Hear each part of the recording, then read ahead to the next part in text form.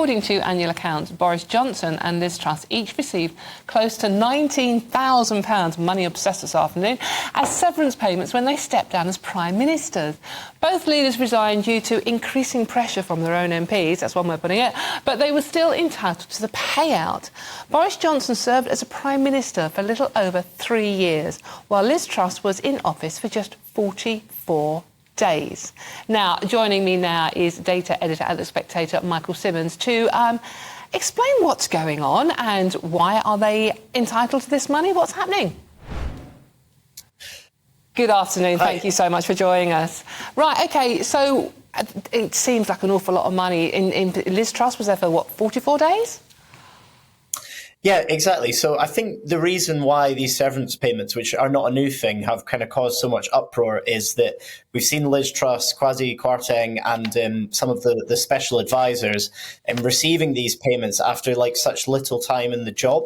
And that's because the rules that govern them seem to be, they're just pretty strict that this is the payment you get for doing these jobs. And there's an argument behind the payments, I think specifically more for the special advisors who are on lower salaries, that you've lost your job. It's like you've effectively been made redundant, so you should get some kind of payout. But I think, that's just kind of hard to justify when, like Liz Truss, you were just in the job for 45 days. Yeah, that works out at £381 for each day she was in office. And Kwasi Kwarteng, former Chancellor, was sacked by Liz Truss. He cost us £16,800, and that's £440 for each day he served. I mean, is it time?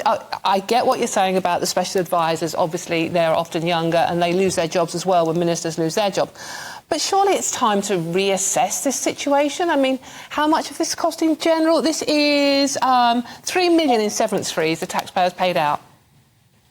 Absolutely. It's an astonishing amount of money. And I think, you could argue that people that become members of parliament, people that become members of the government are aware that the way politics work is that you can be reshuffled, you can lose your seat, and that maybe we shouldn't have such big payments. There certainly seems to be an argument that if you're going to keep payments, then they should be prorated depending on how long you were actually in the job for, so that the payments aren't so large. But the House of Commons, looks to be going the other way. There was a report at the start of the year where they suggested that MPs who lose their seat at elections, who also get sort of parachute payments, should actually be getting a medal of service as well. So it looks like they want to go the other way and increase what you get as a payout. What? A medal of service? OK, right. Well, it'd be interesting to see what Chris Pincher, who was another one, he was forced to resign after the groping scandal. Even he was given a payment of nearly £8,000. I mean, I wonder what sort of medal he's going to get.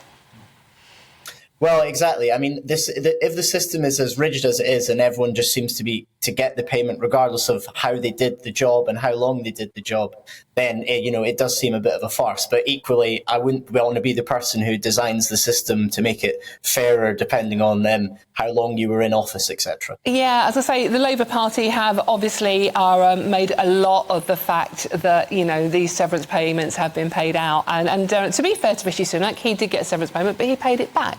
But then everyone was going, well, he could afford to, couldn't he? But do you think for 1 minute that Labour would revamp this system, would turn down their own severance payments?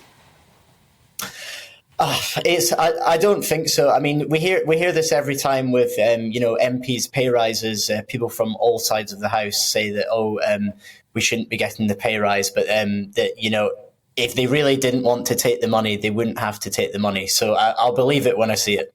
Brilliant. Thank you very much for joining us today. That's Michael Simmons, data editor at The Spectator, talking